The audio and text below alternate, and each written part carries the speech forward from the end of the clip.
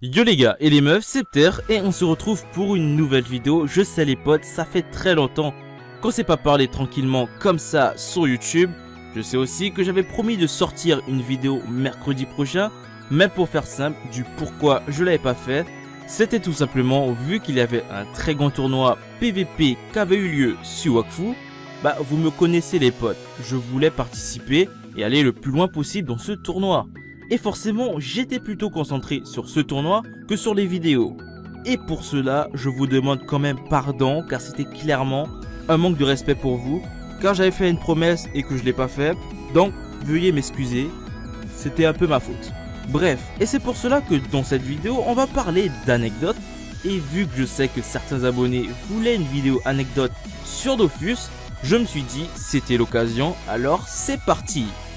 Alors comme vous le savez très bien, avant d'avoir découvert Wakfu comme la plupart des gens via la série ou encore qu'un pote nous l'avait conseillé, que ça soit dans le bahut ou encore dans les réseaux, comme je l'avais dit sur la première vidéo de cette série, j'ai découvert Dofus pour la première fois et c'était grâce à mon frère qui lui était un très grand fan de l'univers Ankama.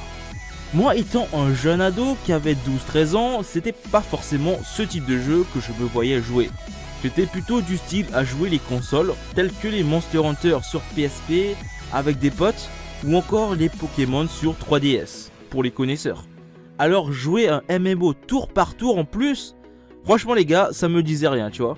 Bref, jusqu'au moment où ils étaient en plein gros donjon à Frigos et forcément moi qui rentrais des cours le midi car j'étais externe dans mon collège, bah c'est là qu'il m'a demandé: est-ce que tu peux jouer à ma place? Tu utilises juste ces deux sorts, je reviens tout de suite. Car en fait, il y avait un pote qui était venu à la maison pour lui, donc forcément, il m'avait demandé de jouer pour lui. Bref, après quelques tours de jeu avec ce fabuleux crack qui était aux alentours du niveau 140-150, en stuff Shenmue en feu terre, j'ai commencé à de mieux apprécier les jeux en mode MMORPG. Car Dofus, ça reste quand même le premier jeu MMO que j'avais touché. Et forcément, j'ai commencé à sympathiser avec les membres de la guilde. À mon frère, j'ai commencé à bien apprécier cet univers de parler avec des gens qui n'étaient pas forcément dans ma région, vu que j'étais une personne qui jouait uniquement en local.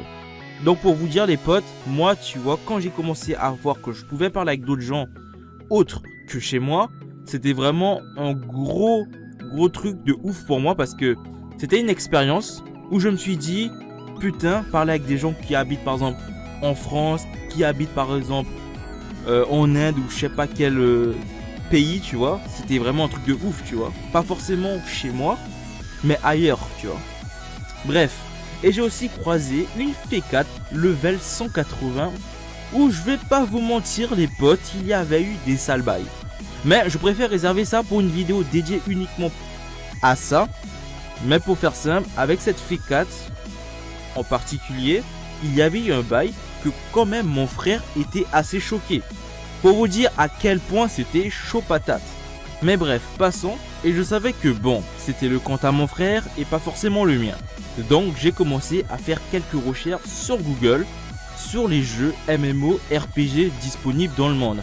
D'ailleurs les gars, dites-moi dans les commentaires quand vous étiez jeune ou encore actuellement, est-ce que vous faisiez des recherches sur des jeux MMO que vous ne connaissez pas forcément aujourd'hui ou à l'époque? Dites-moi, est-ce que j'étais vraiment la seule personne à faire des recherches, que ça soit sur YouTube, que ça soit sur le net?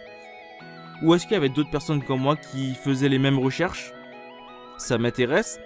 Et après plusieurs recherches de jeux MMO sur le net, j'ai finalement croisé Wakfu. Je me suis dit que c'était pas possible que Wakfu, du moins la série, était un MMORPG. D'ailleurs, à ce moment-là, Dofus, je savais même pas qu'il y avait aussi une série animée. Moi, dans ma tête, Dofus, c'était uniquement le jeu, tu vois. Et j'ai commencé à bien apprécier cet univers. La plupart du temps, j'aimais bien passer mon temps sur Wakfu. Et c'est de là que mon tout premier compte, c'était les logs de mon frère.